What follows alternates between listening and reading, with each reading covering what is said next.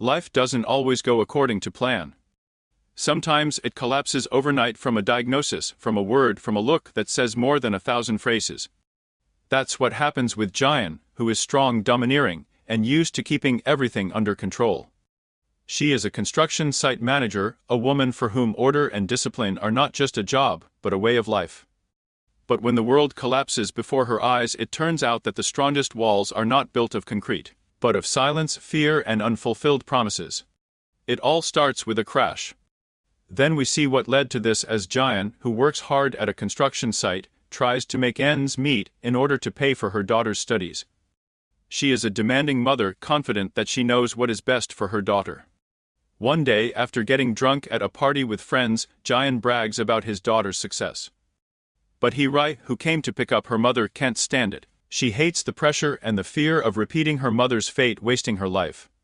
Hye Ri runs away from home, tired of the pressure, of her mother's expectations, of the life that was imposed on her. Hye Ri already has a bad reputation in the hospital after she lost consciousness in the operating room. And the professor's dismissive attitude becomes the last straw, and eventually she leaves. Jian doesn't have enough money to pay for Hye Ri's tuition, so she relies on money from Chief Huang. However, in the morning he calls and tells her the bad news: he cannot repay her debt. Things are not much better at work. There is a gap in the supply reports. The CEO considers it negligence on her part and eventually suspends her from work until the audit team arrives. Leaving work, Jian calls the university and finds out that Hye Ri has dropped out. Apparently, she didn't want to go to medical university at all. It was Jian's idea. Meanwhile, Hye Ri goes on a trip with her best friend on an old motorhome. The road is full of fun until the van breaks down in the middle of a picturesque village. The locals, colorful and hospitable, offer the girls help and invite them to dinner.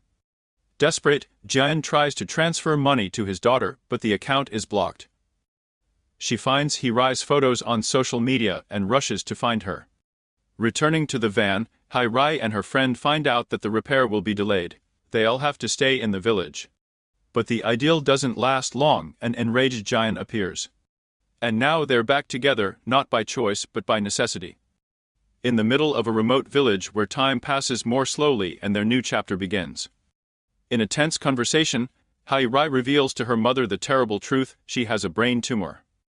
She wants to be alone to process this news. In the next episode, Hye Ri has a nosebleed. She is stressed, it is difficult for her to concentrate, and her mother's constant nagging is not good for her. The reason she fainted in the operating room was a brain tumor, not the sight of blood. She needs to have surgery as soon as possible, but paying for the treatment is another matter. Jian tries to regain her position from the CEO, but she is fired, although the audit proved that another manager was to blame. Jian gets angry and threatens to sue him if the compensation for his dismissal is insufficient. My friend reassures me, promising to do everything possible to help pay for the treatment. But there is hope in this devastation. A chance bus ride brings Jian together with Jung Suk, a man from her past. Their first meeting was at school, a funny performance, singing on the street, a heart beating in time with the first feeling. Now they collide again on the creaking seats of the bus, with the rattling of the windows. And there's more to this encounter than coincidence. He is a single father. His calm, measured life begins to change when his first love unexpectedly returns to his world. They are currently returning to the village together. Hye Ri is not very happy to see her mother and reminds her that she wanted to be alone to sort out her life and live the way she wants. Jian finds out that Chief Huang, to whom she gave money for her mother's treatment, wants to repay her debt not with money but with a house. Small, old, but real. A home where you can start all over again. This seems like the perfect solution for Hye Ri, who mentioned earlier in the episode that she wants to stay in the area. When Jian drives up to explore the area, she sees a house and realizes that this is what her daughter needs. And in my memories, it's 1998. Young Jian, standing at the door, listening to her mother speak, "I'm leaving, but I'll be back for you soon."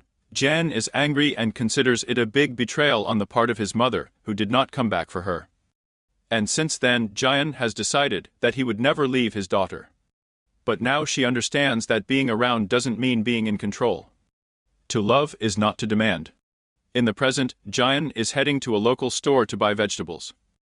Jaein fusses and tries to be close to his daughter, being the complete opposite of her own mother. She is determined to make her new plan to give Hye Ri a home come true and decides to cook a hearty dinner for Jung Suk and his son Hyun.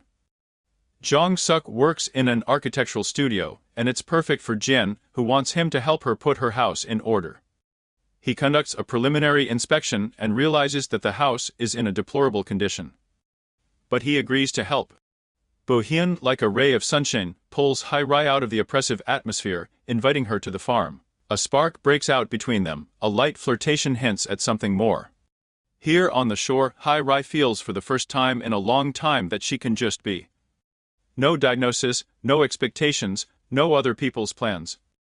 In the midst of azure waves, Hye Ri catches fire with a dream to conquer surfing. But her passion is overshadowed by the appearance of Kim Soyeon, Hyun's girlfriend, confidently cutting through the waves next to him. The outbreak of jealousy spurs Hye Ri, and after many unsuccessful attempts, she manages to stay on the board, a small triumph, a breath of freedom, and the first step towards herself.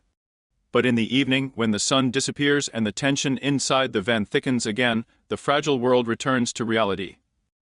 After dinner, when everyone is leaving, Hye Ri tells her mother straight out, "I'm not sorry that you lost your job. And I don't want to spend time with you." Words are like a blow. Not because they are cruel, but because they are honest. In the morning, everything collapses completely. Hye Ri loses consciousness. Jan rushes her to the hospital in a panic. And when the daughter comes to her senses, the mother does something she hasn't done all her life, reveals her past. She's talking about the girl she was. About her mother who left for other men, about the feeling of betrayal, about the nights when she cried in an empty apartment, about the pain that no one saw. About how she hid all this, inventing for Hye Ri a fairy tale about a loving grandmother so that her daughter would not feel abandoned. Silence. And in that silence, everything they hadn't said in years. Jan just says, "I'm afraid. I'm afraid of losing you. I'm afraid that if I let you go you'll disappear like my mom. I want to be there for you. Even if you hate me for it." Hye Ri looks at her. And for the first time sees not a strict, domineering mother, but a frightened woman who also just wants to be loved. This is not just a story about an illness. It's about how we break down in order to get together in a new way. About how the past finds us even if we run from it. That happiness is not in big cities, but in a quiet dinner, in a neighbor's smile, in a hand that you hold without letting go. This is a story about how two women who have lost everything find each other. And maybe yourself. Because sometimes, to start a new life, you just have to stop. Look around.